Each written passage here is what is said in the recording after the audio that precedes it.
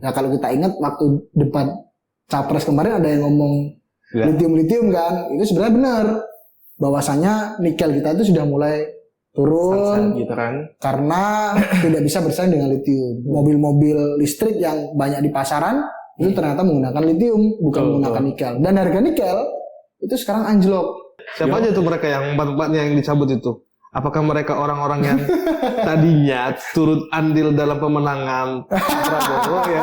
Kalau kita tarik lebih jauh ya, atau justru mereka itu adalah patron klien untuk kanda kita? Kami berpendapat bahwa itu melanggar peraturan perundang-undangan. Kita kan pertama itu melanggar undang-undang wilayah pulau-pulau kecil, wilayah pesisir dan pulau-pulau kecil. Yang kedua melanggar putusan MK. Yang mana putusan MK ini menguatkan undang-undang ini kan pulau-pulau kecil dan pesisir. Gitu. Jadi sebenarnya di sini kontraproduksi sebenarnya pemerintah. Pada satu sisi IUP itu penambangan di pulau-pulau kecil itu dilarang untuk diterbitkan, tapi yang melanggar sendiri pemerintah.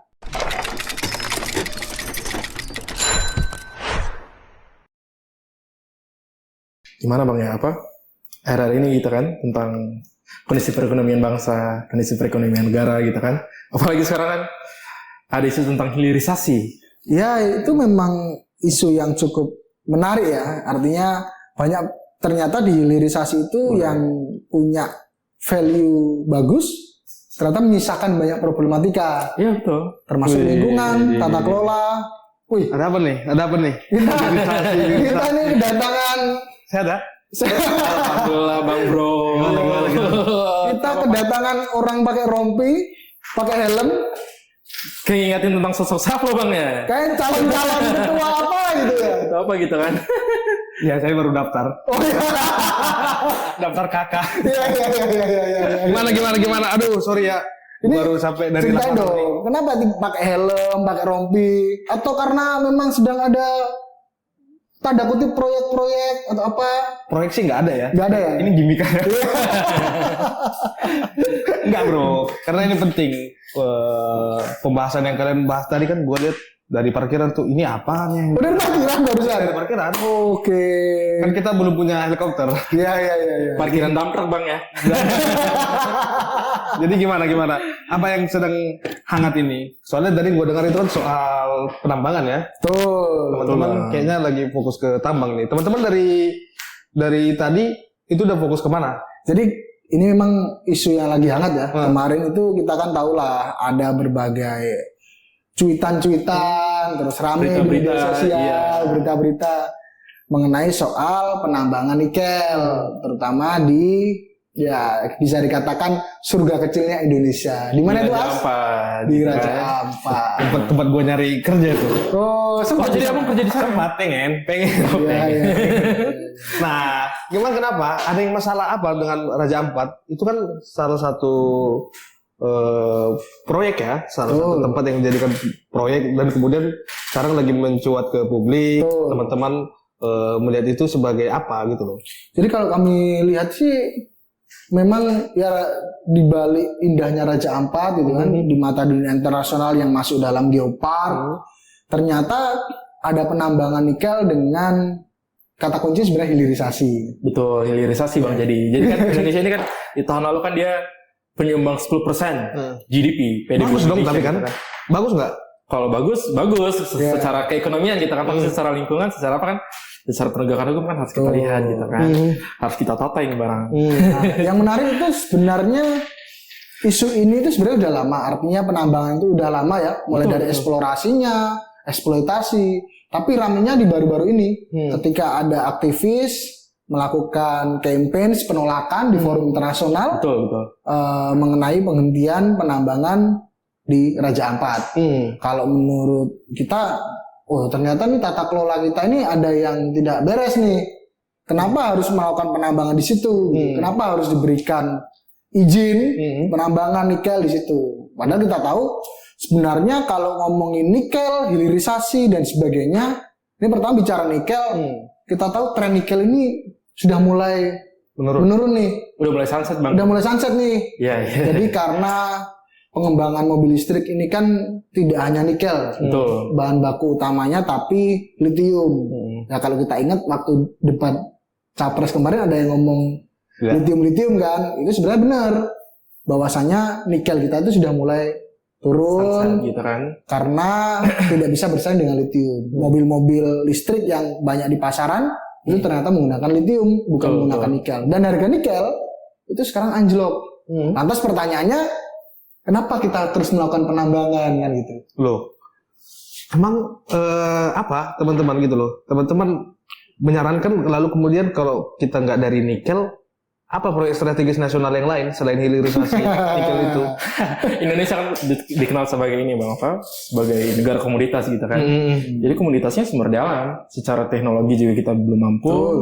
Kita masih secara geopolitik, secara apa kita masih kurang gitu kan. Oke. Secara sumber daya manusia juga kita masih kurang. Jadi satu-satunya yang bisa diandalkan oleh Indonesia ya sumber daya alam. Ya. Dan terkait Raja Ampat sebenarnya kita tidak menolak sepenuhnya tentang pertambangan kita kan. Yang kita tolak ini karena Raja Ampat yang surga kecil jatuh ke bumi. Oke. Harus ditambang karena itu kan dia pulau-pulau kecil. Pulau-pulau kecil ya itu jatuhnya. Gugusan pulau kan Raja Ampat itu. Oke. Terus untuk manusianya gimana dong? Kayak kami nih yang jadi bapak ini mewakili siapa gitu? Mewakili. Saya ini mewakili semua warna. Semua warna ya. Kita itu merangkul semua. Masih semua bang. Teman-teman, saya juga beberapa kali lihat ya di media sosial soal bagaimana nasib kalau kemudian semangat yang digembar-gemborkan oleh aktivis lingkungan soal bagaimana nasib anak cucu ke depannya. Tapi untuk tempo hari ini, bagaimana dengan kondisi ekonomi yang dimana tanah tersebut kalau tidak diolah melalui tambang, lalu kemudian mata pencarian itu dari mana untuk anak cucu mereka? Teman-teman ada solusi nggak di antara itu semua? Sebelum kita ngomong berat-berat lah. Lalu kemudian gimana nih kalau kita selalu fokus ke Raja Ampat, lalu bagaimana dengan nasib entitas yang ada di situ? Jadi kalau kami lihat sih, ini kan memang Raja Ampat yang seperti disampaikan oleh Muas memang bagian yang sangat indah, dunia internasional juga tahu. Tapi yang harus kita pahami pertama adalah negara kita ini kan negara berkembang, Pak. Jadi negara berkembang, terus modal untuk mengembangkan negara ini apa? Sumber daya alam. Kita punya berbagai komoditi, salah satu nikel yang harus ditambang, harus untuk menghasilkan pendapatan untuk negara. Tapi ada tapinya. Tapi tidak boleh menghilangkan aspek-aspek ekologis maupun juga keberlanjutan lingkungan. Jadi ya kita tidak menolak untuk hadirnya industri di Raja Ampat, tapi bagaimana tata kelolanya ini bisa saling seimbang gitu antara lingkungan dan industri untuk kebutuhan pembangunan nasional. Betul bang. Jadi kalau di Raja Ampat mungkin secara industri mungkin ini bisa jadi daerah wisata gitu kan. Soalnya di internasional kan udah tahu seberapa indah, seberapa menarik sebenarnya Raja Ampat ini gitu kan. Itu sebenarnya bisa yang harusnya dikembangkan sama pemerintah. Karena dia bukan industri ekstraktif gitu kan. Industri ekstraktif ini kan ada batas umurnya. Dan sebenarnya yang jadi masalah ya karena pulau-pulau kecil. Kalau dia ditambang di pulau-pulau kecil gitu kan, ya kontraproduktif gitu kan. Apakah yang mau kita kembangkan ini tentang keindahannya atau gimana ya gitu kan. Soalnya ini masih gadis muda nih Raja Ampat. Kan sekarang mau dirusak gitu kan. Virginitasnya lagi mau dirusak gitu kan. Tapi dari antara 4 pulau yang cukup cukup banyak dibicarakan di publik itu kan sudah dicabut tuh, sudah ada keluar tuh keputusannya untuk status terhadap 3 pulau ya kalau tidak salah ya. 3 pulau. Tapi kalau khusus untuk PT GAC yang karena memang itu adalah punya negara, itu masih diberikan izin. Nah, teman-teman gimana pandangannya? Kalau ngomongin soal penambangan ya, khususnya mineral batubara ini kan kemarin kita juga sudah rame ya bahas soal RUU Minerba dan sebagainya. Sebenarnya lagi-lagi saya mention adalah soal tata kelola. Terus yang kedua, PT GAC ini kan sebenarnya sudah milik mayoritas sahamnya punya Antam. Artinya kalau ditarik secara kepemilikan, pertama Antam itu plat merah. Plat merah itu ya berarti kalau di dalam teori kepercayaan publik itu masuk dalam milik masyarakat sebenarnya. Tapi kenapa yang dicabut 4 izin usaha pertambangan yang lain gitu, PT-PT yang lain? Dan menurut kami ini kayaknya ada hal-hal yang ditutup-tutupin, Pak. Jadi yang di-shoot itu PT GAC-nya, padahal sebenarnya PT GAC ini oke lah, ada beberapa hal, tapi dibandingkan 4 izin usaha pertambangan lain yang dicabut itu itu lebih parah lagi tuh. Oh ya, Itu lebih parah lagi. kok separah apa? Parah Teman-teman lihat itu gimana? Kita ini ya flashback sedikit ya. Ini kan bukan cuma di ini ya di Pulau Gak ya. Jadi sebenarnya ada 5 pulau. Kalau berdasarkan ini kan berdasarkan studi saya. Di Pulau Gak, KW, orang Papua bilangnya KW, ada di Manuran, Batang Pele, sama Waigeo gitu kan. Nah sebenarnya yang dicabut ini yang 4 terakhir di belakang. Pulau Gak enggak, di PT Gak itu enggak gitu kan. Dan ini masih beroperasi lah sampai sekarang. Tapi kalau 4 PT di bawahnya tadi di Pulau KW, Manuran, Batang Pele sama Waigeo ini izinnya udah dicabut. Alasannya kalau KW itu PT yang beroperasi itu Bang PT KSM. Alasannya dia melebihi izin hutan, makanya KLHK ikut campur gitu kan. Makanya dicabut gitu kan. Lalu ada Manuran, PT ASP. Di PT ASP ini makanya dicabut pencemaran. Iya. Gitu kan, karena dia pulau kecil. Kalau hujan turun itu nggak ada lagi hutan-hutan, jadi ada penumpukan sedimen lah. Dan akibatnya bisa banjir, longsor. Betul. Lalu ada di Batang Pele, itu ada PT MRP. Ini dia pada dasarnya ini belum operasi. Jadi kalau UP itu ada 2, ada eksplorasi, ada produksi, operasi produksi.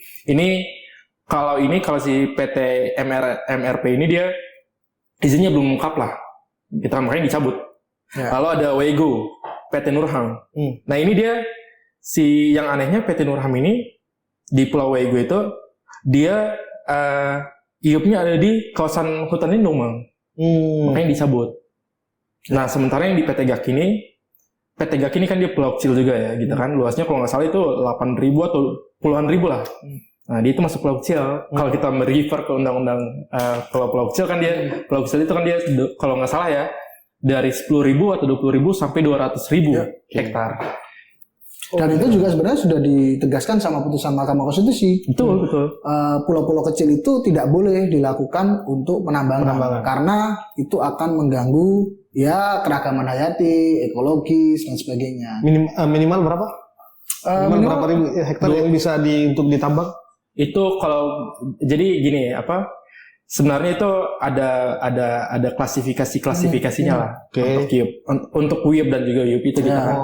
Dia jadi kalau sederhananya gini, nama besarnya itu adalah konsesi. Konsesi ini ada IUP, IUPK, IPR, dan juga inilah dulu ada bekas kontrak karya dan juga PKP2B, gitu kan. Untuk yang IPR ini dia masih 1.000, 2.000 gitu lah. Kita kan di bawah 5.000 lah. Tapi kalau untuk IUP itu di atas 5.000. Oke. Kan sementara pulau-pulau kecil kan dia luasannya kan yang paling kecil kan 20 hektar gitu kan. Jadi kalau misalnya ditambang di situ, sisanya mau gimana lagi gitu kan. Sementara kan kalau misalnya satu titik ditambang kan, otomatis harus dibangun fasilitas di samping-sampingnya. Karena sebenarnya Pak, kalau bicara soal penambangan ini kan panjang ya, artinya prosesnya panjang mulai dari soal eksplorasi, terus eksploitasi, terus habis itu produksi, nanti pasca tambang. Nah ini yang harus benar-benar diperhatikan sebenarnya di pulau-pulau kecil terutama. Kalau mereka diambil hasil buminya dan sebagainya itu kan pasti pengerukan kan. Betul. Dan itu gimana terus nasib anak cucu kita. Nah ini kita pengen tahu nih dari versi Bapak yang pakai rompi ini kan sama topi ini gimana nih? Ini Bapak bisa mewakili generasi muda juga nggak sih sebenarnya? Saya mewakili orang-orang yang resah aja. Mewakili orang yang resah tadi menggunakan gimmick seperti ini. Enggak.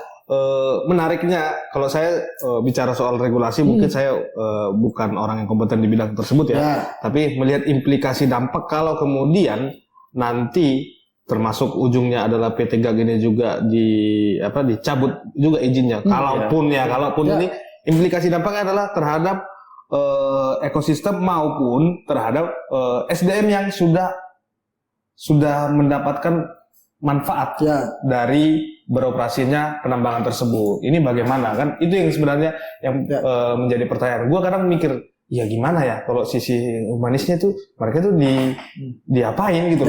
Di samping efisiensi yang lagi merajalela ya kan? PHK di mana-mana, cari kerja susah, tiba-tiba teman-teman dari komunitas, wah, tolak penambangan.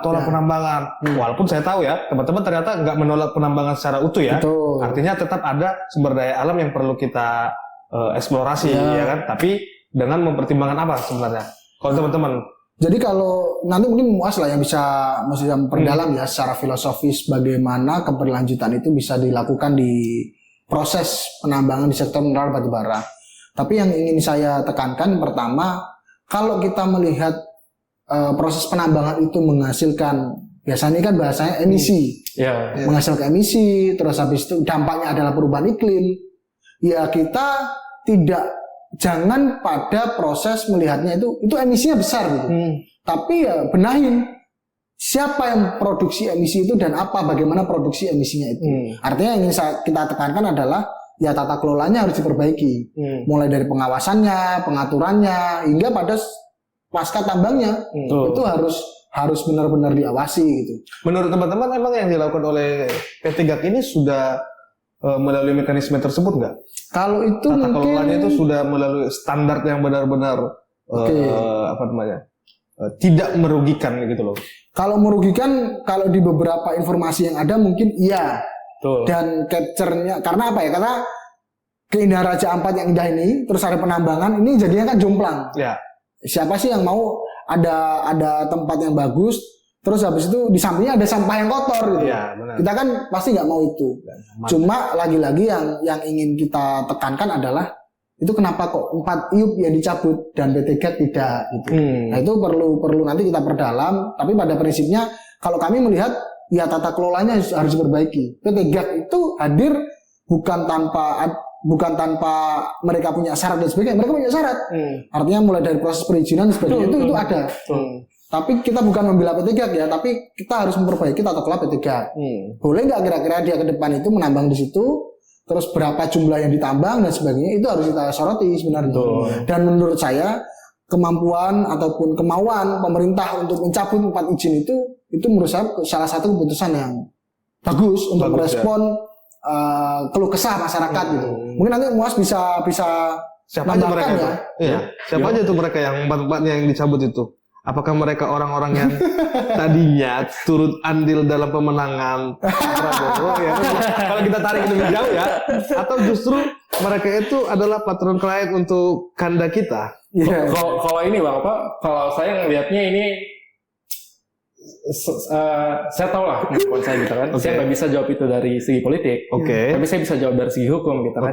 Jadi kalau di hukum itu jadi ada yang namanya asas dibilang bahwa pemegang saham itu terpisah atau tanggung jawabnya terbatas dengan si perusahaan. Jadi siapapun yang di belakang ini asalnya si perusahaan, gitu kan. Kalau secara hukum bahasa kerennya dia separate legal entity. Jadi pemegang saham ini punya tanggung jawab yang terbatas terhadap PT. Gitu kan. Ini secara hukum. Tapi kalau secara politik saya nggak berani komen karena itu di luar kemampuan saya gitu kan. Gitu. Karena kita bicara siapa ini kan nggak jauh-jauh dari politik ya. Dengan semangat hilirisasi yang digaungkan oleh pemerintahan sekarang, apakah berbanding lurus dengan tadi soal tata kelola gitu loh? Karena kaitannya dengan pemegang saham, ternyata pemegang sahamnya rata-rata adalah swasta. Di 4 PT yang dicabut ini ya, 4 PT yang dicabut ini, itu kan rata-rata swasta. Berarti pertanyaan siapa ini bukan soal legal lagi, melainkan soal politik. Nah, teman-teman udah ada nggak informasinya? Kalau informasi lengkapnya kita kayaknya belum dapat ya secara detail ya. Masih dikit aja dulu ya. Nanti mungkin kita bahas selanjutnya lah. Tapi yang jelas begini, Pak Jevan ya. Jadi kita lihat itu tata kelola kita harus diperbaiki lagi-lagi. Mulai dari proses eksplorasinya, eksploitasi hingga pasca tambang.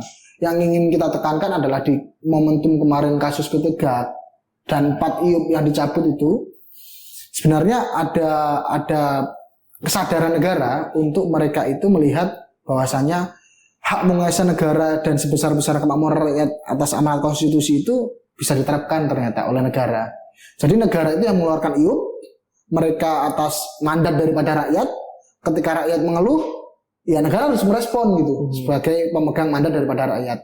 Nah, hak menguasai negara itulah yang digunakan oleh negara untuk mencabut 4 PT yang beroperasi di luar daripada PT GAC gitu.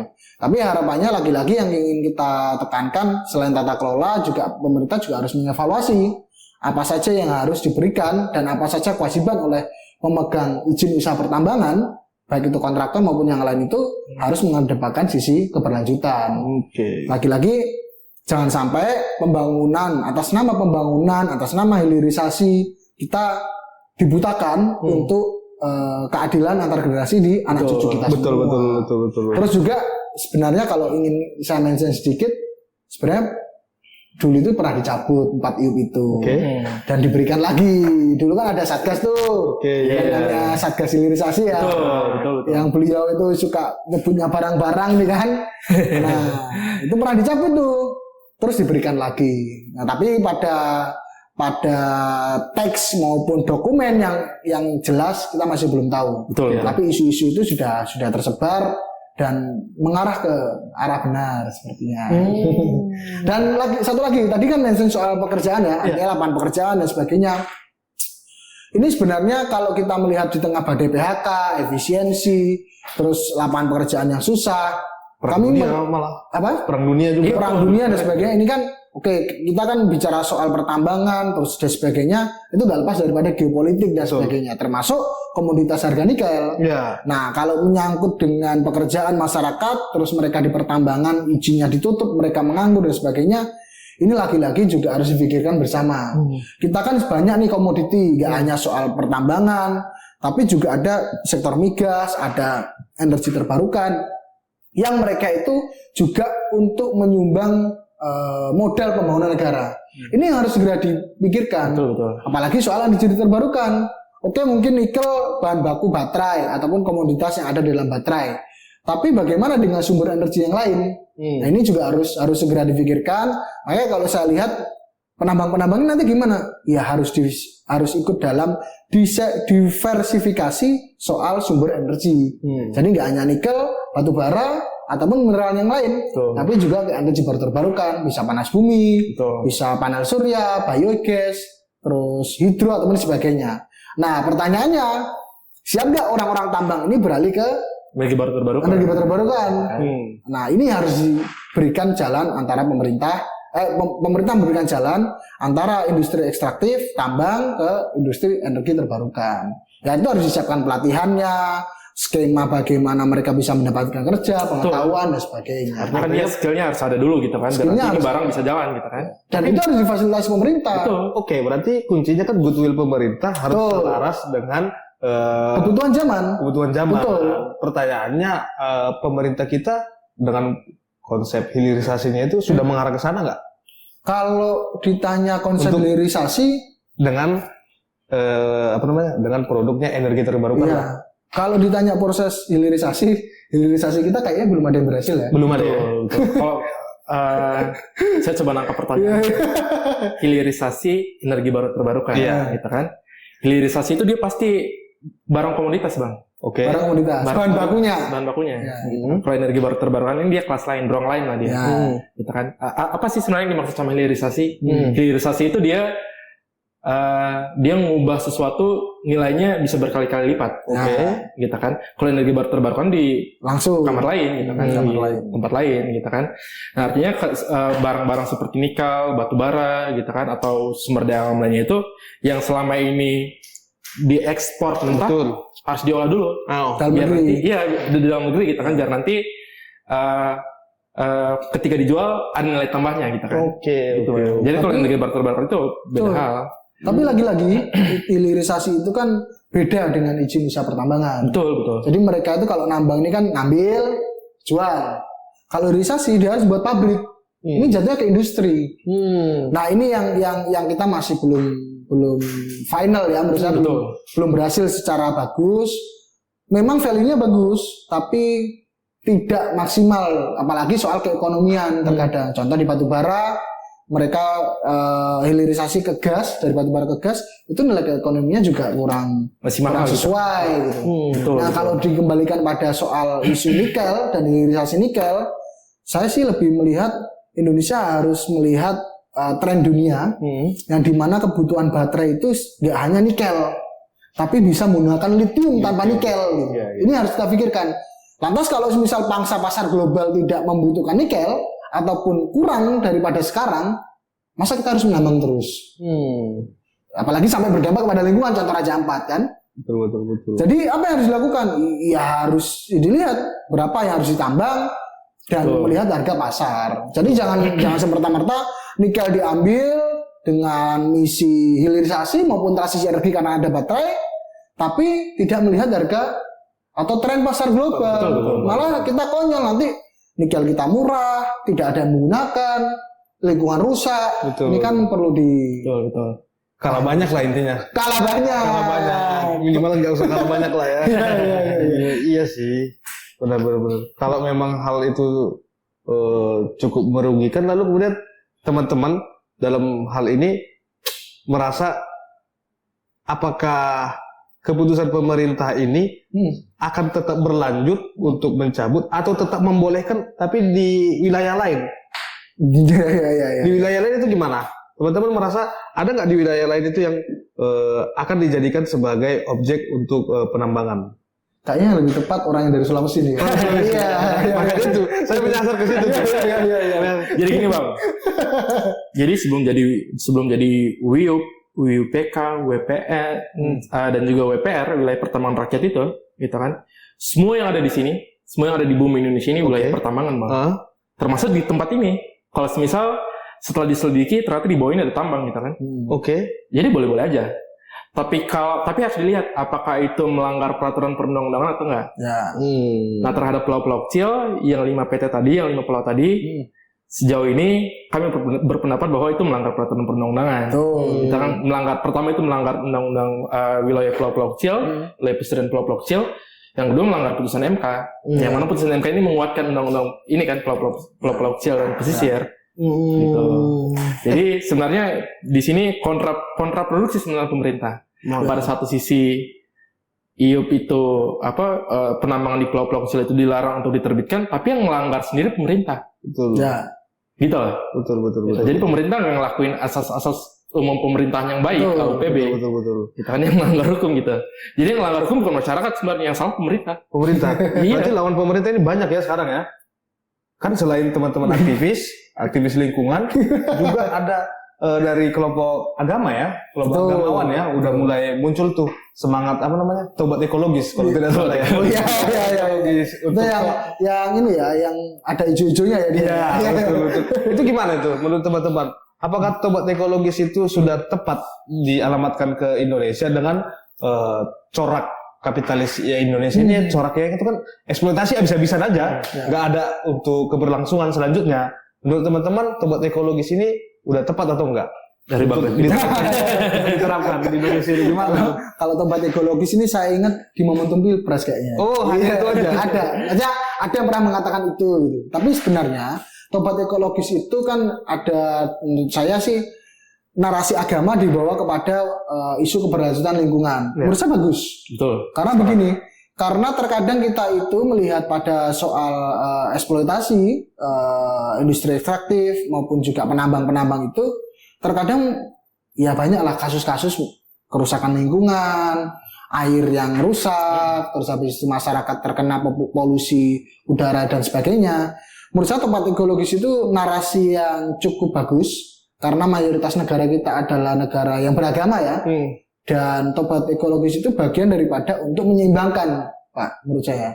Jadi, oke, boleh menambang, tapi juga harus melakukan pertobatan ekologis. Ya, artinya tobat itu kan melakukan keseluruhan dirinya itu tidak mengulang lagi kerusakan ekologis. Betul. Kalau saya sih melihatnya itu, ya pemerintah harus melakukan itu. Ya semoga yang menyampaikan waktu tobat ekologis itu yang sekarang jadi bagian daripada pemerintah, dia juga harus menjaga. Tapi saya lihat partainya lumayan kenceng tuh ketika ngomongin kurang paham deh bang. Artinya kenceng dalam artian menolak untuk eksploitasi dan menghentikan daripada usaha di pertambangan di Raja Ampat. Karena anggota Komisi 12 dari partai tersebut, PKB ya, lumayan kenceng waktu itu saya lihat. Waktu itu aja. Waktu itu, dan beberapa case nggak tahu sih. Tapi kan karena kita ini bahas Raja Ampat, dia sangat kenceng menolak. Perempuan lagi. Jadi sederhananya gini bang, itu sebenarnya strategi komunikasi aja lah. Untuk tobat ekologis ini gitu. karena masyarakat kurang paham bagaimana menjaga lingkungan, gitu kan. Dia lebih paham terhadap isu-isu agama, gitu kan. Jadi dikemasnya ya tobat ekologis. Gitu. Artinya bahasa sederhananya kita harus jaga lingkungan. Betul. Iya sih, menarik bicara bicara penambangan ini, teman-teman yang fokus ke penambangan. Kalau kita kan selaku orang yang baru 2 hari, jadi ceritanya gue baru 2 hari. Oh 2 hari nih ya? Ini marker atau mau di... Makanya sebenarnya rangkap ini itu robek-robek ulang. Jadi kita bingung. Jadi kita yang masih baru 2 hari, tidak hanya 2 hari, ini kan merasa ini ada apa sih sebenarnya di Raja Ampat? Kok sampai sebegini ributnya gitu soal keputusan menteri, lalu kemudian dibatalkan oleh presiden. Nah begini terus sampai kapan gitu loh. Nah artinya teman-teman yang memang kita khusus di Social Corner ya, itu masih jarang soal ngomongin soal lingkungan. Karena memang kita selama ini konsen di balik itu apa sih gitu loh. Siapa pelaku-pelaku politiknya. Makanya itu tadi kan gue sedikit ngulik-ngulik teman-teman. Walaupun teman-teman nggak mau dikulik. Nah, mungkin untuk part selanjutnya gue menarik soal apa yang Bung Rifki sampaikan soal lithium. Khusus untuk lithium karena ini produk baru ya. Ini barang apa sih sebenarnya lithium ini? Oke, memang waktu di kampanye Pilpres kemarin disampaikan. Tapi ini apa sampai kemudian tadi Bung Rifki bisa mengatakan bahwasanya harga nikel di pasar global itu turun drastis ya kan? Dan lalu kemudian untuk apa yang kita lakukan selama ini gitu loh? Untuk apa tambang yang kita lakukan selama ini kalau kemudian di dunia itu tidak dilirik ya kan? Apalagi bahkan sampai bisa jadi nggak ada harganya mungkin ya. Ditambah kebermanfaatan ya, khususnya manfaat buat negara ini apa sebenarnya penambangan ini gitu loh. Belum lagi untuk masyarakatnya. Nah, jangan sampai hanya gara-gara demi segelintir orang yang diuntungkan atau hanya untuk satu generasi saja yang diuntungkan, lalu kemudian menghabisi generasi yang selanjutnya. Nah, itu sih. Betul. Di balik itu semua, gue cuma satu tadi ada kepikiran di kepala gue. Apa itu? Soal kan ada salah seorang pegiat lah ya, pegiat media sosial, pegiat pemerhati lah. Yang sering muncul di media lah ya. Yang sering muncul di media lah ya Bang. Betul. Dia bilang gini, kalau apa yang dilakukan oleh teman-teman aktivis lingkungan itu nggak ubahnya adalah sama seperti kapitalis itu sendiri. Karena mereka juga mendorong produknya dia gitu loh. Tapi yang memang bermanfaat. Artinya ini harus clear nih coy, gitu loh. Ini clear sebenarnya berbahaya atau tidak menambang ini. Jangan sampai kemudian kita memang sama sekali nggak memanfaatkan sumber daya alam kita, gitu loh. Ini harus clear. Jadi sebenarnya kita boleh nggak sih memanfaatkan sumber daya alam kita itu dulu. Kalau menurut teman-teman, tanggapi dulu. Jadi siapa yang ngomong Bang? Adalah. Jadi ternyata dia nggak mau dikulik juga. berat. Lembaga dia berat sekali besar. Jadi salah satu yang dikatakan oleh influencer itu yang tentang industri ekstraktif di Indonesia itu katanya mengkapitalisasi dirinya sendiri ya. Iya. Justru omongannya itu mengkapitalisasi dirinya juga dia sendiri. Kenapa tuh? Karena dia menguntungkan dirinya sendiri. Oh, karena dalam hal ini posisi dia diuntungkan dong. Iyalah, diuntungkan. Tapi coraknya dia masih corak lama. Mau corak lama, mau corak baru, kapitalisasi tetap kapitalisasi. Sampai gue berpikir ini jangan-jangan ini corak baru seperti corak lama. Bahasa tongkrongan ya. Ini orang lama sama orang baru aja ini yang main ini. Tinggal ganti kepala atau gimana sebenarnya. Nah, teman-teman yang mungkin masih independen seperti Bung Rifki sama Bung Muas ini melihatnya ada pertarungan narasi kah? Atau memang sudah ada produknya yang harus dipasarkan khususnya di Indonesia.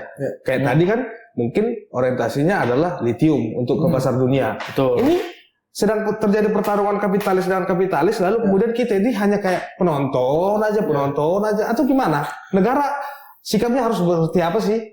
Ya kalau menjawab tadi yang disampaikan oleh Pak Jevan kan ya adalah beberapa satu orang lah ya yang kemarin cepat karena dia sering muncul di media terus punya kapasitas lah menurut saya beberapa isu-isu itu. Jadi kalau menurut saya pertama negara itu seharusnya hadir lewat amanat pasal 33 ayat 3 di hak menguasai negara dan sebesar-besar kemakmuran rakyat. Ya negara harus mengatur segala tata kelola sumber daya alam kita. Karena kan bumi, air dan kekayaan dikandungnya kan terkandungnya di dalamnya itu dikuasai negara kan. Nah tapi ujungnya adalah untuk sebesar-besar kemakmuran rakyat. Kalau sebatas hanya negara hadir mengatur buat kebijakan tapi tidak untuk sebesar-besar kemakmuran rakyat. Ini kan tidak menerapkan pasal 33 itu. Nah, terus yang disampaikan ketika orang-orang lingkungan ini ya bahasanya kan mereka Wahabi atau apa yang mereka itu kencang terhadap apa namanya terhadap lingkungan atau apa. Kayak kalau saya melihat itu harusnya tidak begitu. Teman-teman yang berjuang di lingkungan itu kalau mereka tidak memperjuangkan apa namanya Raja Ampat, kita tahu nggak sih ada pertambangan yang menyalahi aturan di Raja Ampat, kan kita pasti kebanyakan masyarakat kita mungkin tidak tahu, mungkin. Tapi bagaimana dengan teman-teman yang di industri? Teman-teman di industri sejak Indonesia merdeka hingga sekarang, mereka itu juga benar sudah melakukan proses penambangan, terus aturannya diperbaiki hingga kita pada hal perjanjian internasional itu kan di Paris Agreement kan. Artinya kita itu mengedepankan keberlanjutan dalam tata kelola sumber daya alam kita dan tidak meninggalkan lingkungan.